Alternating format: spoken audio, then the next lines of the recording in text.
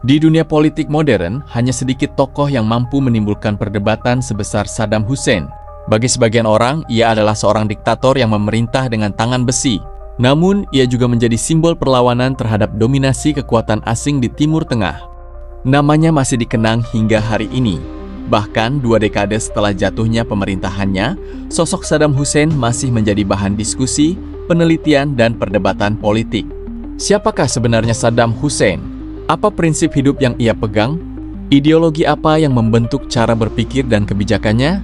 Mengapa ia begitu dicintai oleh sebagian rakyatnya, namun dibenci oleh banyak pihak lainnya? Dan bagaimana seorang presiden yang pernah menjadi salah satu orang paling berkuasa di Timur Tengah, akhirnya berakhir di tiang gantungan? Dalam video kali ini, kita akan mengenal sosok Saddam Hussein secara lebih utuh. Bukan hanya akhir hidupnya, tetapi juga perjalanan panjang yang membentuk dirinya menjadi salah satu tokoh paling berpengaruh dan kontroversial dalam sejarah modern. Saddam Hussein lahir pada tahun 1937 di dekat kota Tikrit. Ia lahir dalam kondisi yang tidak mudah. Ayahnya meninggal sebelum ia lahir, sementara masa kecilnya dipenuhi kesulitan ekonomi dan lingkungan yang keras. Banyak sejarawan meyakini bahwa pengalaman hidup pada masa kecil ini membentuk karakter Saddam yang tangguh, keras, dan sangat ambisius.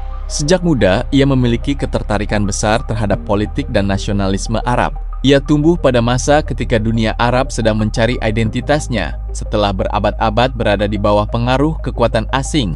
Di berbagai negara Arab muncul gagasan tentang persatuan bangsa Arab, kemerdekaan, dan kebangkitan dunia Arab.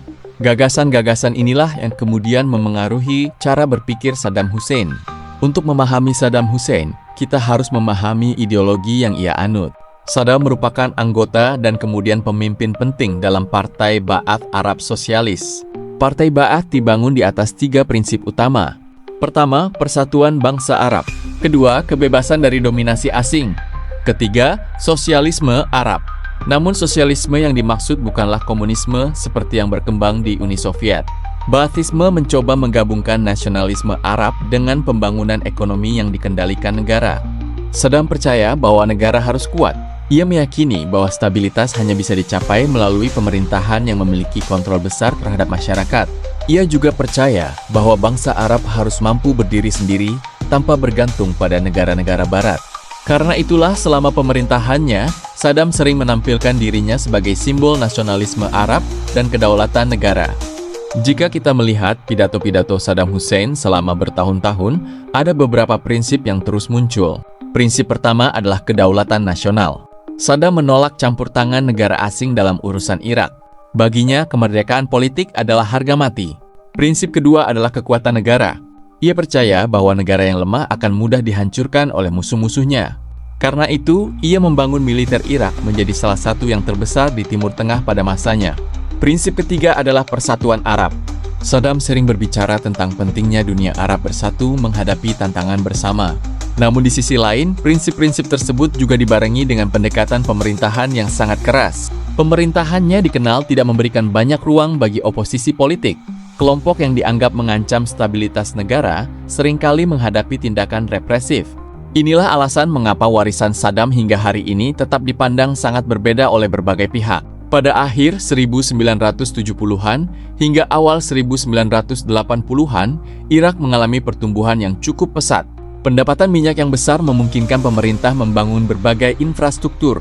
Sekolah, rumah sakit, jalan raya, dan proyek pembangunan lainnya berkembang dengan cepat. Tingkat pendidikan meningkat. Buta huruf berkurang. Layanan kesehatan diperluas. Bagi banyak rakyat Irak saat itu, Saddam dipandang sebagai pemimpin yang berhasil membawa negaranya menjadi lebih modern. Namun keberhasilan ini tidak berlangsung selamanya. Serangkaian perang dan konflik kemudian mengubah arah sejarah Irak. Tahun 1980, Irak terlibat perang panjang melawan Iran. Konflik ini berlangsung selama 8 tahun dan menyebabkan kerugian besar bagi kedua negara. Belum pulih dari perang tersebut, Irak kemudian menginvasi Kuwait pada tahun 1990. Keputusan ini memicu Perang Teluk dan membuat Irak berhadapan dengan koalisi internasional yang dipimpin oleh Amerika Serikat. Sejak saat itu, hubungan Irak dengan Barat semakin memburuk. Sanksi ekonomi diberlakukan. Perekonomian Irak melemah. Kehidupan masyarakat menjadi semakin sulit. Di tingkat internasional, citra Saddam Hussein juga semakin kontroversial. Pendukungnya melihatnya sebagai pemimpin yang berani menantang kekuatan besar dunia. Sebaliknya, para pengkritiknya menuduh pemerintahannya melakukan berbagai pelanggaran hak asasi manusia. Pada tahun 2003, Amerika Serikat di bawah kepemimpinan George W. Bush melancarkan invasi ke Irak. Pemerintah Amerika menuduh Irak memiliki senjata pemusnah massal dan menjadi ancaman bagi keamanan internasional. Dalam waktu singkat, pemerintahan Saddam Hussein runtuh. Kota Baghdad jatuh ke tangan pasukan koalisi. Saddam menghilang dan menjadi buronan paling dicari.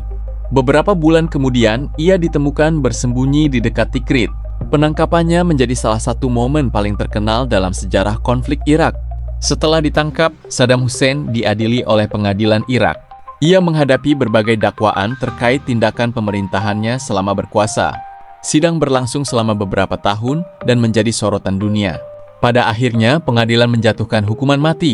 Tanggal 30 Desember tahun 2006, Saddam Hussein dieksekusi dengan cara digantung.